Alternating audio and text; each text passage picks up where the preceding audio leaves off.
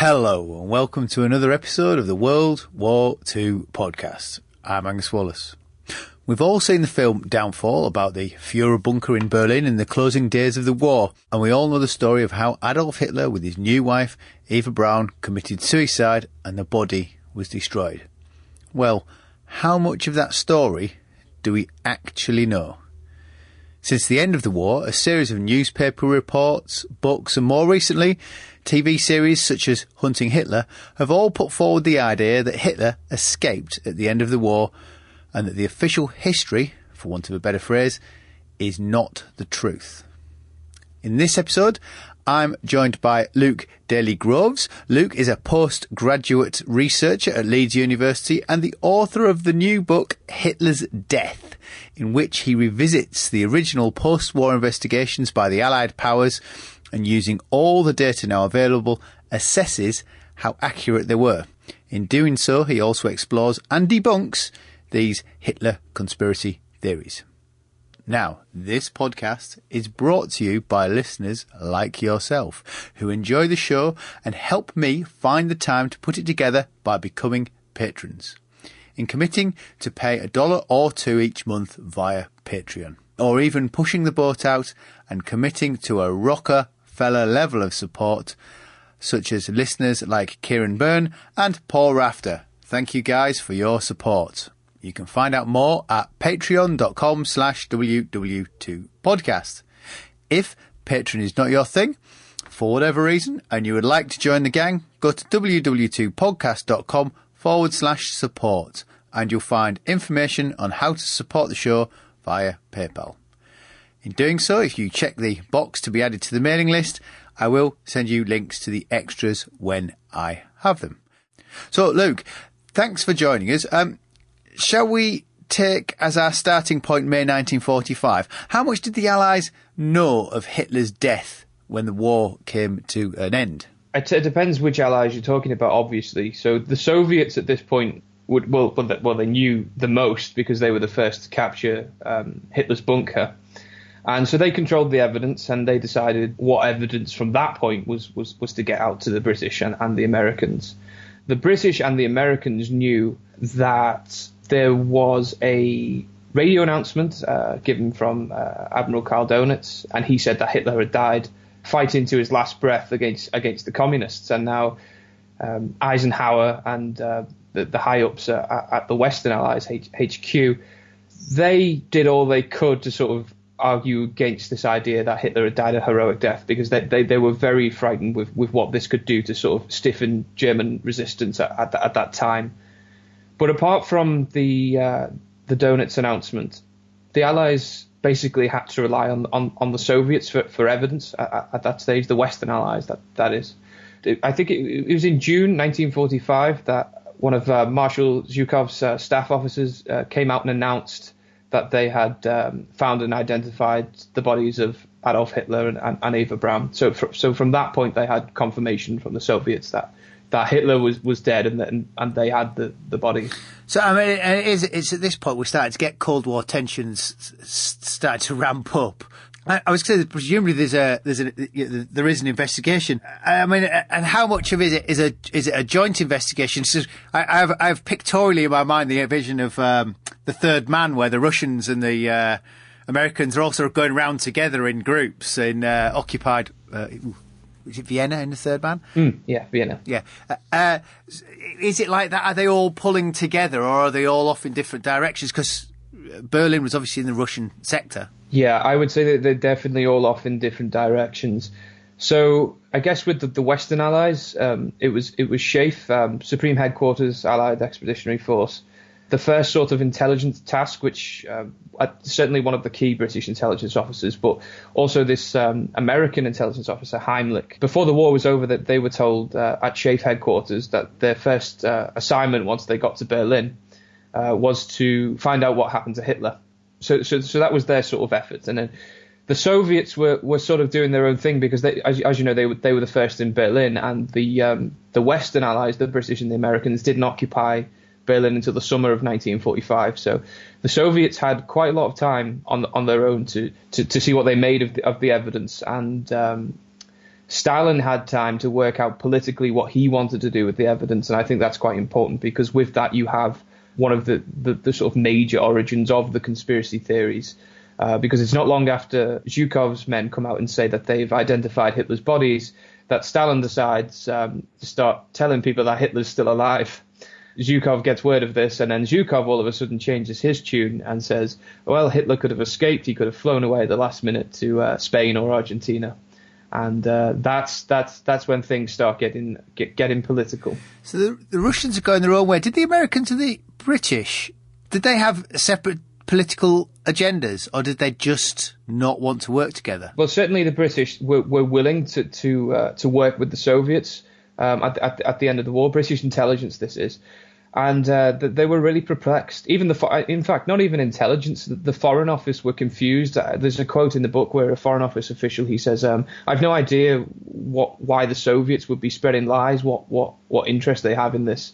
The evidence that I've read suggests that the British didn't start their sort of intense investigations into Hitler's death until later on in 1945, because they genuinely believed that the Soviets were just gathering their evidence and then they were going to share it with the Western Allies. So there was good faith from British intelligence sort of at the start of the investigations, and it was the Soviets really that were playing games, political games, which is unsurprising really when Stalin is the head of state. Yeah, it is bizarre that they seem to what they were playing at, what his ultimate cards he thought he had up his sleeve to claim something completely contrary. I think it's actually really consistent with Stalin's character, and it's actually a really clever thing to do, because Stalin had all sorts to gain from claiming that Hitler had escaped. What did he have to gain then if he'd escaped? How could he have played those cards to his advantage? Well, the first thing is that he got to humiliate Zhukov, and at this time he was getting suspicious of Zhukov as a potential rival. So Zhukov comes out, announces through his men that Hitler's dead, we've got his body, and then Stalin goes, no, you don't. And then he sort of looks stupid, and then that's a potential political rival. He's taken down a peg. And then also he could use this idea of Hitler still living as an excuse for the Soviet forces to remain in disputed areas, because the actual zones of occupation had not been moved into at this time, and there were still disagreements going on to do with that territorial disputes. Some historians have claimed that he could have wanted to preserve Hitler as a common enemy, because maybe he didn't want to split with the Allies, and he was concerned that this might happen. But others have said, on the other hand, that it was advantageous for his sort of repressive system to sort of justify his sort of terror, but if you like, by saying, well, look, we've got this threat, so we need to keep clamping down. I think all of those reasons are possible, but the only person who really knows why he said it is Stalin, and I guess we may never know unless some files turn up in Moscow, which might explain why. So if we unpick the Allied investigation, I mean, I've written that wonderful. Do we have known knowns and known unknowns, or is that unknown knowns? The Donald Rumsfeld type quote. When we go through the inquiry, because I guess people are familiar with, Downfall and Hitler in his bunker. So what is the stuff that we just don't know? Is there that came out of that initial investigation? For a while, the things which were unknown was the sort of forensic evidence, I guess, that sort of thing, because the Soviets kept a lid on it, and they maintained an official policy of silence for years after all of the contradictory evidence came out, obviously with the British counterclaims.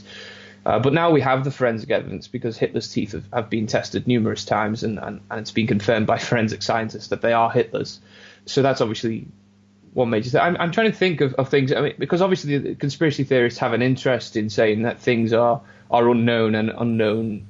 Yeah, I was sort of thinking along the timeline is, perhaps it's worth looking at the timeline of those final day or hour or whatever. If you look at that timeline, is there just glaring contradictions or omissions that the investigation couldn't fill in, or perhaps glossed over? I suppose the only thing that we don't know for certain is what Hitler may have said to Eva Braun before he put the gun to his head and pulled the trigger, because obviously the only two people in the room were Hitler and Eva Braun. I've seen Hugh Trevor Roper and his colleagues' sort of timeline of events and their summary of things which happened, and they also include where they got that evidence from for these events, and it's several eyewitnesses for each occurrence on each day. And now with the amount of memoirs that have been published, and also with the Soviet files being available as well, it's such a comprehensive picture. It's Hugh Trevor Rupper who leads the British investigation, isn't it? Who is he? I mean, how qualified was he to put the story together? Well, he was considered by several high-ups in British intelligence, Dick White being the main one, as being the most well-informed British intelligence officer when it came to the German intelligence services. He was the obvious choice to lead the Hitler investigations, because if anybody's going to help Hitler escape, you'd think that the German intelligence services would have something to do with it, being that it would involve a covert operation. And also, Trevor Roper had spent the summer of 1945 interrogating several of these top Nazis and those linked to intelligence as well. And he'd been following the evidence of Hitler's death as well, which Dick White knew. So he was a highly regarded member of MI6. I've made a note that he tracked down Hitler's will. You know, tell us about that. That's quite a good story, isn't it? Yeah. So So Trevor Roper had submitted his intelligence report on Hitler's death, which I think it was released to the press on the 1st of November 1945. And so he returns to Oxford. Then he gets a message from, I don't know who it was in intelligence, but obviously his intelligence connections. And they say, "We found a copy of Hitler's will. We think there's another one in Germany. So you're going to have to go back." And he goes, "Okay, we'll go back." So they think that this other copy of Hitler's will is in the American zone. So he has to work with the American Counterintelligence Corps, the CIC. He ends up finding one copy of the will, which was buried in the back garden in a bottle, which was quite interesting. And I think he says in one of Trevor Roper's memoirs, because he kept diaries himself. I think Trevor Roper says it was when he was stood in the garden with this SS man that he realised that he was completely unprotected, and he could have just led him into the garden to axe him to death or something like this. But yeah, it's a really interesting intelligence tale, really, and it's a good story of cooperation between the British and the Americans as well. A few people that have read the book have said, "Well, how do you think it's a good story of cooperation?" Because, of course, you have the big incident of rivalry where Trevor Roper leads the operation to discover the will. He issues orders that this is to be kept quiet until we can compare it with the copies with our copies of the will. And General Truscott decides to call in the press and make this announcement that the American forces have captured and discovered Hitler's will, much to the dismay of the British authorities and to Trevor Roper. And people say, well, because that happened, how on earth is this an example of cooperation? I say, well, Trevor Roper, in his private letters to his cousin Brian Melland, he says that he didn't publish the full story of how he discovered Hitler's will and how it was released to the press because he wanted to preserve Anglo-American solidarity. So I think that is actually a tale of cooperation, because so important was it that the British and the American intelligence services were friends in Germany and could cooperate together that he decided to not publish this story. It's such a bizarre document to turn up, when the world's coming to an end around you, there's a will gets smuggled out and then presumably becomes a hot potato that people don't necessarily want to have anymore, hence it ends up in a bottle in the garden. It was probably a real honour to carry it out, and then you realise what's happening to the world and you think, I better get rid of it quite quick. Yeah, well, the document caused a lot of controversy, and I think out of all the research I've done into British and American intelligence cooperation and rivalry in Germany, I think it's one of the main incidents of rivalry which happened, which just shows you how important these investigations into Hitler's death were. That brings us to the conspiracy theories, which presumably these investigations are trying really to put a definitive full stop on Hitler's life and what's happened. So how soon, if we take away Stalin's pronouncements, how soon do they start to appear after the war? It really does start with the Soviet press. And of course, once the Soviets, I mean, the British intelligence sort of put up with this idea that Hitler may have escaped at first, because they thought, okay, we'll wait and see what evidence the Soviets have got for these claims. But then when they turn around and say, actually, the British are hiding him in Hamburg, they go, hang on, well, this is getting a bit out of control now, so we're going to have to investigate properly, which is why they assign Trevor Rupper. So the origins are very much with Stalin and his political aims, although they do develop and all sorts of movements start disseminating them for their own reasons. So it begins with the communists, but then the Nazis start spreading the idea that Hitler still lives for their purposes. The one thing that struck me was they seem to grow legs of all of their own, almost like Elvis sightings. You know, the lady on the train who's in the States and she thinks she's sat next to Hitler because there's a German-looking man with a moustache. You know, they're so bizarre, some of them. That one particularly jumped out of me. Of, you know, who sits in a train bored looking at people wondering if it's Hitler. I mean, how credible are such rumours? I mean, did he have a double? Could that have been an argument that he got away, or in fact that what people are saying is his double? Well, in the books that I've read, that some historians argue that one of the bodies which the Soviets found was a guy called Gustav Weller or Weber, and I think some historians claim that was Hitler's double. I haven't seen any evidence for that myself, but then I haven't looked into the earlier files during the war. I mean, apparently there's something in Operation Foxley in the National Archives which might show something to do with the double. Foxley's the assassination attempt on Hitler, isn't it? Is that right? Yeah, I think so. And I think a few colleagues have said that if you're looking for information on that, then you should look in there. But then again, some of the historians claim that this guy wasn't Hitler's double. It was just a corpse which the Soviets had dressed up to look like Hitler and then took pictures of. So it's never really been determined whether that was a double or not.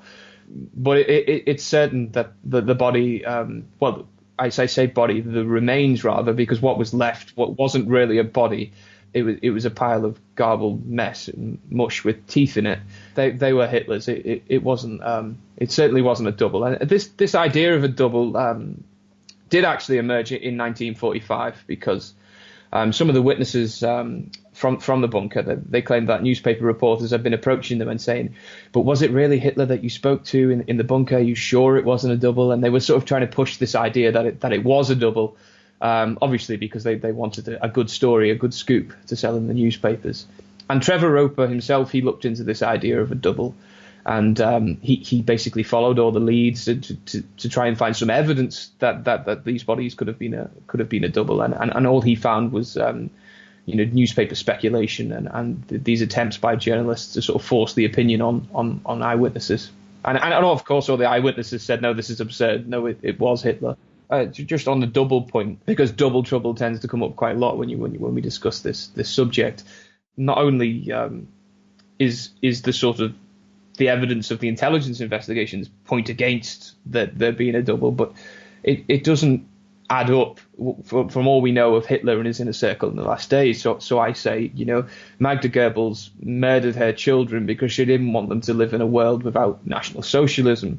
And she didn't do this until she was absolutely certain that Hitler was going to commit suicide. And there's no way in hell she would have done this if she knew Hitler was escaping to some sort of sunny holiday retreat, and a double was committing suicide in his place. When these reports sort of start filtering in of sightings, do they get investigated? I mean, is there any credibility given to them by the intelligence services? Yes, I think Hugh Trevor Roper's investigation, which is sort of the first detailed investigation into this, they give the idea that Hitler escaped. He approaches it with an open mind. So he approaches the evidence the same way I approach the evidence. Okay, I'm going to take every eyewitness on their merits. I'm going to investigate what they say and to see where this comes from, what are the origins of the evidence. He operates on a really good methodology. He basically tries to support every single claim that he writes with more than one eyewitness, which is absolutely fantastic. Which obviously makes his conclusions much more credible to me. So yeah, he does. He investigates these rumours of survival quite thoroughly, and of course he finds them all to be nonsense. And that's really good for my case against conspiracy, because most of the modern conspiracy theories, particularly Grey Wolf, they have very little original content in them. They're actually just recycled versions of these survival rumours which have been circulating in newspapers since 1945. So the fact that Trevor Rupper goes and investigates them in detail and disproves them just means that I can use the same evidence now to disprove the recycled versions in 2019. So. Are they still investigating them into the 70s, some of these odd sightings? Presumably when they pick up, it's Eichmann, isn't it? That must have kicked off another round of rumours and sightings, which, if they get investigated again, it kind of all becomes self-perpetuating. The capture of Eichmann, that did sort of inspire, some people to say, well, particularly newspapers, well, if Eichmann escaped to Argentina, why couldn't Hitler escape to Argentina? But I haven't seen any evidence that inspired any more intelligence investigations into Hitler's suicide. I think, there was the odd one in 1960, I guess, with the FBI. But even at that stage, the FBI was saying there was some lady that thinks that she saw Hitler in a cafe, I think, in 1960 in America, and the FBI basically just said, please don't encourage her by investigating this. So yeah, I think that they peter out the investigations in the 1950s. But since 1945, the British certainly, they aren't investigating the idea that Hitler could have escaped. They're investigating the people that are spreading these rumours, because they want to know, why are people spreading these rumours? They're more interested in the people who are spreading the rumours than they are in the rumours themselves, because at this point they've got enough evidence to satisfy them that Hitler is dead. So they're more interested in the motivations of conspiracy theorists. This is something which scholars have generally not looked into in enough depth. But it's a crucial point for disproving conspiracy theorists, I think, because they obviously say, if there's nothing to this idea that Hitler escaped, why are the Anglo-American intelligence services still looking for him in the 1950s? And I say, well, they're not looking for him. They're looking to see if these rumours are being spread for subversive purposes by neo-Nazi movements, or if they could perhaps indicate the path that other Nazis could have taken, such as Eichmann, to escape to Argentina. So it's less about the idea that Hitler could have escaped and more about the intentions of those that are spreading rumours that he did at that late stage. At first, they approached it with an open mind. My other point, which I know is incredible, is not credible, I should say, was the idea of Hitler escaping Berlin in the mayhem of everything happening. Presumably, this is the basis for a lot of the conspiracy theories. He's got to have got out somewhere, and presumably there are There are a number of people who get out. I mean, how were they getting out? I mean, Martin Bowman is the classic one to have disappeared. Well, Martin Bowman tried to escape, but he tried to escape too late. He obviously ended up dead because they found his body in Berlin, and again, that's been proven forensically to belong to Martin Bowman. There's no question about that, and the evidence is in my book as well, because I saw fit to write a chapter on real escapes from the bunker, which is what I call it, and other Nazis that escaped from the bunker. And I have to say, it's a really interesting chapter on the overview, so almost on the fall of Berlin and how absolutely desperate these people were to get out. And Bowman's story was amazing. Yeah, I mean, tracking him down. I can't imagine I can imagine, in fact, the chaos of the time, because I don't know quite who it was, but I'm sure a few people whose accounts of that time I've read have said that they lived in Berlin, obviously prior to the heavy Soviet artillery fire, and they said, a walk that used to take 5 minutes would now take 30 minutes or more due to the smoke and the fire and the flames, basically. So conspiracy theorists tend to rely on this idea that it wasn't just Hitler who escaped.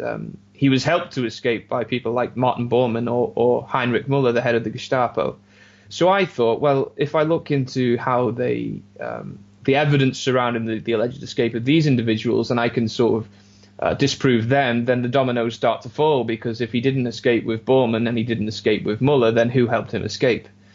it was interesting to see how the Hitler and Bowman survival rumours sort of interlinked and morphed together as well, because you tend to find that people that say Hitler escaped, once that story got a bit stale, I guess after the initial 10 years of circulation, they move on and start saying actually it was Bowman who escaped, and they have the same motives and the same the sort of the same flawed methodology of evidence selection as well that they use with the Bowman thing.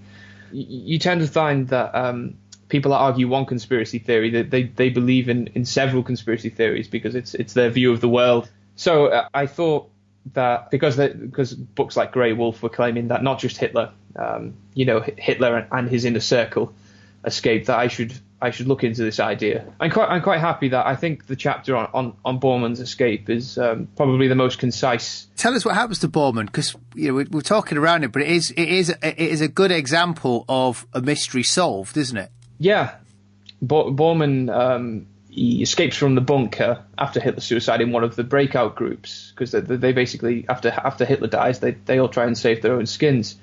Those that don't stay behind and kill themselves, obviously. So Bowman escapes, and he runs into a group of Soviet soldiers at one point, and he decides that he's not going to escape the Soviet ring, basically, which obviously some others did. Some others that met up with Bowman, they managed to go a different way and escape. Axman, I think it was Arthur Axman, the head of the Hitler Youth, he splits up from Bowman. They basically come to this intersection, and Axman goes one way, Bowman goes the other. Axman later has to come back on himself, and he sees Bowman dead on the floor. But because of the way he's lying, and obviously Axman is trying to escape the Soviets as well, he doesn't have time to really inspect the bodies. So he assumes that they've been shot in the back because he couldn't see any wounds on them and they were lying flat. But it's now assumed that Bowman had just decided to take a cyanide capsule because he saw no way out of the Soviet encirclement. For years, Axman was the only testimony that the intelligence services had to sort of prove this idea of Bowman's suicide, because there were some other witnesses who said that he could have escaped, basically because that they don't know what happened to him after the breakout groups, and Axman was the only one that saw him there on the floor, dead. So Hugh Trevor Roper kept an open mind about the possibility of Bowman escaping, and I think that adds to his credibility, the credibility of his conclusions about Hitler's death, because he was willing to say, okay, I only have Axman's testimony about Bowman's death, so I'm not going to say that he couldn't have escaped, because it's possible that Axman's lying, because I only have one source. And that's what's so good about Trevor Roper. He tries to back everything up with more than one source. So later, I think it's in the 1970s, during construction work in Berlin, they discover two bodies near a bridge in Berlin, where Axman said that he saw the dead bodies of Bowman and I think it was Stumpfegger, which was who was with him. They basically they dig these bodies up. Conspiracy theorists carry on. They say, oh no, this isn't Bowman, even though articles come out which analyse the teeth and compare it to the dentist of Bowman, who says no, this is Bowman, and the conspiracy theorists still say no. But eventually, one of Bowman's relatives consents to DNA analysis, and they compare the DNA of one of Bowman's relatives to the Bowman remains, and it's confirmed that it matches. Basically, the body is Martin Bowman. And now, has anything in the last 20 years or so, or 30 years, we get the fall of Russia, has anything in respect to how Hitler died sort of genuinely new turned up? Or did we really all know it all in 1945? Oh, no. So since the release of the Russian files, there's been tons more eyewitness testimonies have came out. So the Russians held on to several key eyewitnesses to Hitler's suicide, and that they interrogated them really thoroughly, as you can imagine, the Russians to interrogate. And these files were published in a book, a really useful book, also called Hitler's Death. I can't remember the subtitle. I think I got it on my shelf up here. Where is it? Russia's Last Great Secret from the Files of the KGB. And these are basically all published verbatim, translated into English, which is really good for researchers that want to look at it, because obviously I don't speak Russian. But yeah, there's so many testimonies and there's so many interrogations, and they all confirm basically what Trevor Rupper said. They just add a bit more anecdotal detail onto it. So there's a few more stories of what Hitler said, what he was doing, you know, just sort of the little details which can get lost to history rather than lost to Hitler.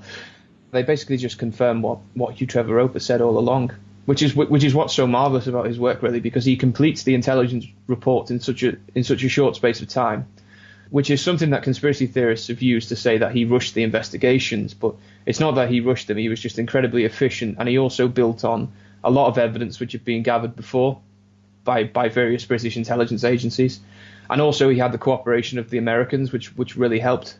So he had an immense amount of manpower as well. So there's all sorts of good reasons as to why Trevor Rupper's investigations are valid all these years later. So now, as so many boxes are ticked, is there still new rumours and myths and conspiracy theories coming out surrounding Hitler's death, or is the internet only fueling them? Well, the 3-season series of Hunting Hitler on the History Channel, they only finished last year, I think. And last year, Harry Cooper, a guy who wrote the book called Hitler in Argentina, he actually managed to get an article in the Express newspaper last year as well, where he was putting forward his theories. He claims to have solid proof that Hitler escaped to Argentina, which is something I take issue with in the book, as you know.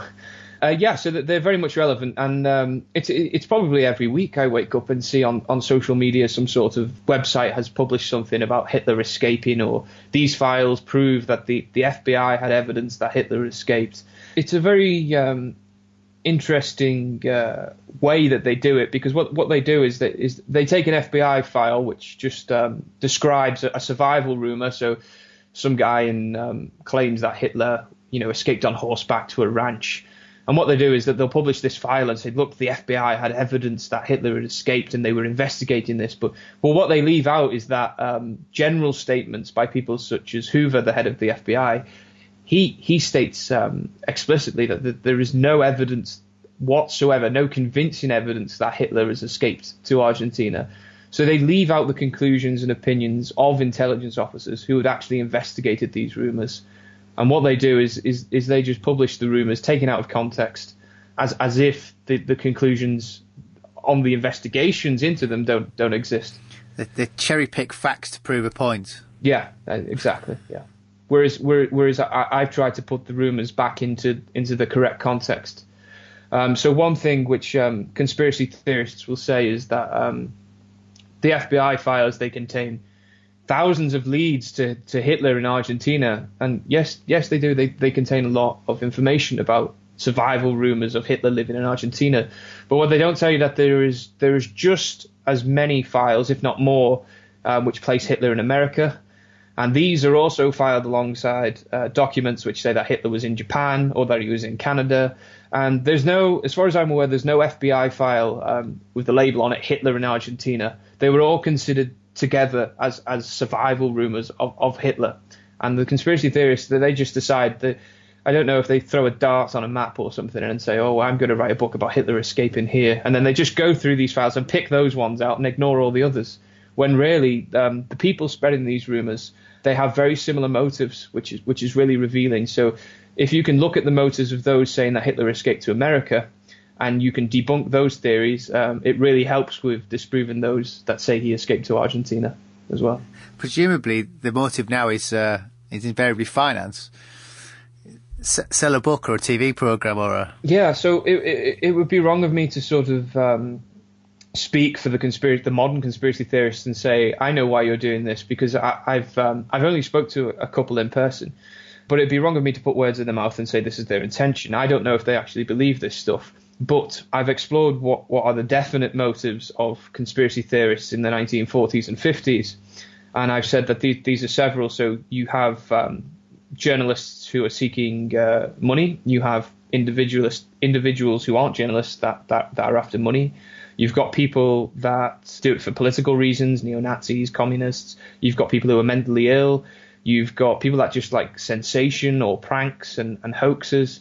Initially, you've even got some war criminals. So there's all sorts of motivations. And what I say in the book is that it's probably reasonable to assume that the motives of the modern theorists, considering that their theories are so similar, are identical to the motives of their predecessors, in that if it's produced by a journalist, then perhaps it's to spread sensation and through that to make money, which was definitely the case in the 40s and 50s. Now, the one thing, I guess the elephant in the room, now we've got one right through it, is, so what happened to Hitler? So if you take us from what happened to Hitler, how did Hitler die? For several days in the Führerbunker, Hitler is announcing his intention to commit suicide.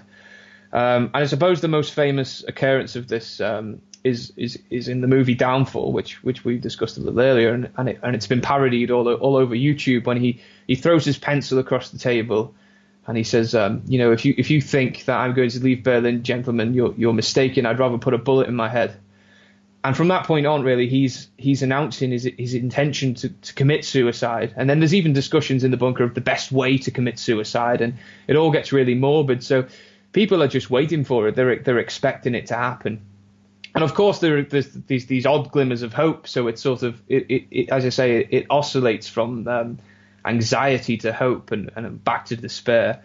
So he has these sort of little moments of, perhaps Wenck will come. Perhaps Wenck's army is going to save me, And he starts, maybe like Frederick the Great, I can at the last minute I can turn the tide. But then he goes back to the gloom and, I'm going to commit suicide. And he tells several members of his staff that he doesn't want to be paraded in a monkey cage in Moscow. He'd rather kill himself. And this is really consistent with Hitler's character and beliefs. As I say in the book, he expected his generals, if they were ever captured, he wants them to commit suicide. He thinks that's the right thing to do. He sees that as an honourable way. As an honourable way to die rather than capture. So it's much more consistent with Hitler's personality than the idea of him escaping. And this is something which other Nazis at the time said as well. The idea of Hitler escaping to live as an unknown man quietly in Argentina, it just doesn't fit. The man throughout his whole career, he couldn't keep his mouth shut.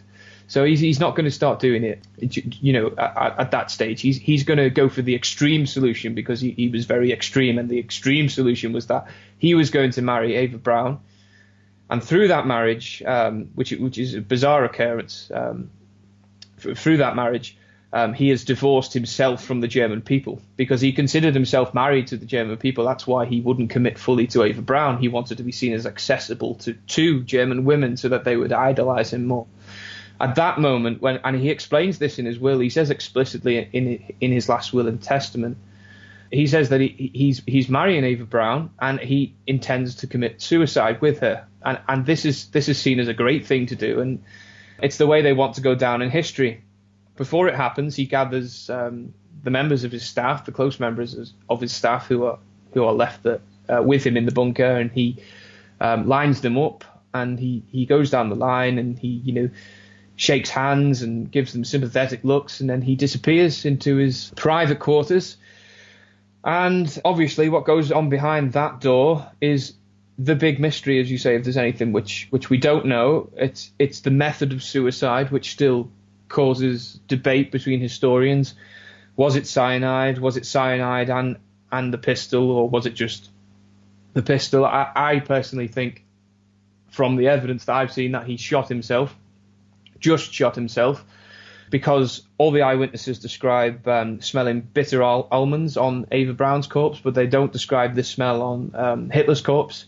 They all say that there was blood on Hitler's face and on his head. Obviously, no blood on Eva Braun's corpse when they entered the room and took him up the stairs into the garden and set him alight. Yeah, so that's one of the things which all the eyewitnesses actually agree on, is that Hitler had blood on his corpse, whereas Eva Braun had none, and that's how we determined that Eva Braun took cyanide and Hitler had shot himself. So the last days in the bunker is it's obviously a fascinating time in history, and all the memoirs of the staff that were there, they're all really illuminating into Hitler's character, because if you can imagine, in the stress of the situation, all the sides of his character come out. So you have the evil and the vengeance in Hitler when he orders the execution of Fegelein because of Himmler's betrayal, as he sees it, and he raves against him and Goering. But then you also have Hitler's softer side, if you like, the more the personal Hitler, where he's playing with his German Shepherd Blondie's puppies in the bunker as well. So yeah, I guess that's part of the fascination of The Last Days, is that you get to see Hitler as the man rather than as the dictator on the podium and on the Führer, and as the Führer on the world stage. And it's quite frightening in that way, because if you see Hitler as a human being with terrible ideas, which is what I call him in the introduction to the book, then the evil of Nazism is much scarier, because you think, well, if he wasn't a monster and he was a human being, then this could happen again, because he's human, he's not this the banality of evil. Yeah. Well, Luke, thank you for that. If anyone is interested in picking up a copy of Luke's book, it is Hitler's Death, published by Osprey. I will put a link on the website, www.podcast.com. So that's it for this episode. If you enjoy the show, why not give me a like on Facebook? I do post things in support of the latest podcast that I find interesting, and it's always nice to hear your comments. As I said at the start, if you want to become a patron of the podcast, you can find me at patreon.com/WW2podcast. So that's it for now. I'm Angus Wallace, and thanks for listening.